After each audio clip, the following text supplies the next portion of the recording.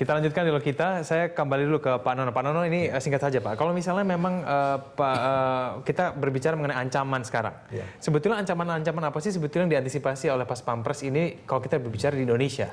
Ya, jadi negara memiliki juga lembaga negara namanya BIN. Kemudian di TNI dan Polri juga ada lembaga-lembaga intelijen yang bisa memberikan masukan. Nah, dari sana akan diolah sebuah kegiatan presiden, mulai dari rutin, kemudian khusus, sampai dengan tidur sekalipun juga kan membutuhkan pengamanan 1 kali 24 jam.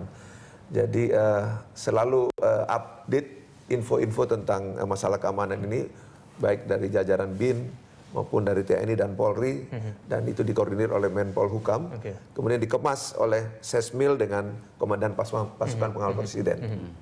Selalu sebelum ada kegiatan, dibicarakan dulu, lebih dulu. Kemudian termasuk menyangkut masalah keamanan dan protokoler. Kemudian karena membaca kebiasaan-kebiasaan presiden atau wakil presiden, sudah diantisipasi. Oh ini jangan-jangan nanti mau belusukan ke sini tiba-tiba, dan semua sudah terbaca. Tapi apakah hanya yang dibicarakan ini ancaman untuk mengenai nyawa dari seorang presiden? Apakah adakah ancaman-ancaman lain sebetulnya yang mungkin masyarakat umum tidak tahu bahwa itu sebetulnya kadang-kadang berbahaya untuk presiden? Presiden bukan pribadi, tetapi itu lambang sebuah kelembagaan negara. Ya, jadi pada presiden kita lihat penghormatan militernya pakai sangkur, terpasang sama setingkat dengan bendera, artinya lambang-lambang kedaulatan negara. Karena itu melekat padanya, sehingga sistem negara tentu akan melekat kepadanya. Dalam keadaan apapun juga, tidur pun juga sistem itu tetap menjalankan fungsinya. Tetap diawasi begitu ya? Bukan, tapi itu memang fungsi negara untuk melindungi seorang kepala negara. Pak Gunung, lalu kemudian cara Jokowi untuk mengelola ini sebaik mungkin ini bagaimana caranya? Kalau kita pertimbangkan tadi ternyata sebetulnya mungkin ada banyak ancaman yang mungkin Pak Jokowi sendiri tidak tahu. Bahwa itu mungkin dia tidak sadar bahwa sebetulnya itu kalau dia udah jadi presiden, resikonya itu berkali lipat ketika dia jadi gubernur. Nah ini bagaimana kemudian dia mengelola terbaiknya? Kalau saya melihat cara yang paling efektif adalah mengembangkan jejaring. Jadi jejaring komunikasinya itu jauh lebih harus diefektifkan. Jadi maksud saya begini, kan intinya sebetulnya menyerap aspirasi kan. Belusukan itu kan menyerap aspirasi dari halayak kunci dan orang kunci. Ini yang disebut sebagai pendekatan Grunigian sebetulnya kalau dalam politik ya.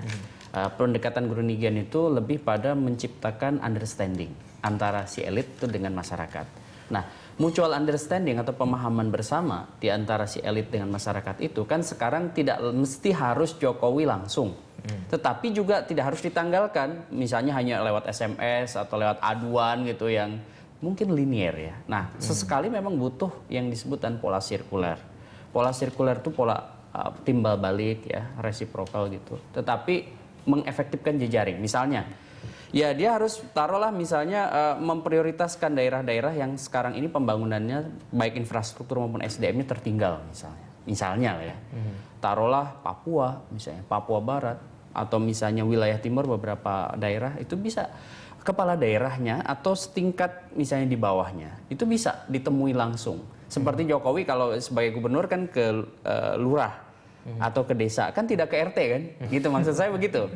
Nah, ini kan tinggal proporsinya aja. Kalau kemarin misalnya ke lurah, sekarang misalnya ke bupati atau ke gubernur, atau paling bawah taruhlah misalnya ke kadis-kadis gitu ya, tertentu ya, yang kemudian kenapa misalnya di wilayah tertentu itu percepatan pembangunan itu tidak bisa terrealisir. Padahal Jokowi punya nawacita misalnya ya, dia punya program prioritas dan dia punya tentu program jangka pendek, menengah, panjang. Karena ingat, yang namanya presiden dengan ekspektasi tinggi itu pasti bulan madunya sebentar. Nah, bulan madu sebentar itu pasti selebihnya adalah pasti turbulensi dari harapan publik.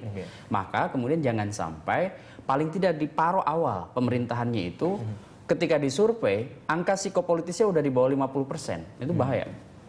Kalau sudah di bawah angka 50%, itu tingkat legitimasi awal itu akan terkurangi karena ada yang disebutkan cognitive dissonance. Ada keberbedaan antara apa yang dipikirkan dengan yang dirasakan masyarakat. Nah, itu paling tidak 1 tahun pertama itu akan menjadi uji publik uji sejarah, apakah pemimpin sipil populis itu bisa kemudian on the right track menjadi pemimpin bangsa. Gitu.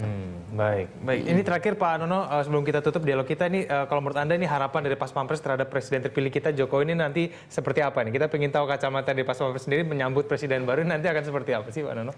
Sebetulnya harapannya satu adalah presiden aman gitu aja. Harapannya, dan mereka tentu akan menjalankan fungsinya dengan baik dan kemudian saya kira semua pihak juga sama, bukan hanya Pas Pampres, agar presiden kita ini dapat menjalankan fungsinya dengan baik, termasuk apapun yang dilakukannya, belusukan tetap bisa terwadahi, tugas-tugas kenegaraan, tugas pemerintahan dan lain sebagainya dapat dijalankan dengan baik. Dan satu hal yang saya harus sampaikan bahwa percayalah bahwa pengalaman sejarah dengan pergantian pimpinan dan di era-era kekinian Pas Pampres sudah makin lebih dewasa. Saya kasih contoh sekarang Komandan Pas Pampres Pak Doni. Zaman saya komandan, beliau itu masih perwira menengah, letkol dan ikut mengawal Ibu Megawati. Kemudian berkarir ke sana kemari, ke pasukan, ke Kostrat, ke Kopassus, balik lagi. Itulah track record dan sudah punya track record. Nah, jadi sehingga siapapun juga nanti presidennya tidak ada masalah. Mereka adalah orang-orang profesional yang memiliki tingkat kejuangan yang tinggi dan mereka akan melayani siapapun pemimpinnya. Jadi tidak ada persoalan. Baik, tidak berharap belusukan dikurangi begitu ya Pak Nono. Tidak ada masalah. Oke, baik. Pak Nono dan juga Pak Gunggun terima kasih telah bergabung bersama kami di Jurnal Pagi. Terima kasih. Terima kasih.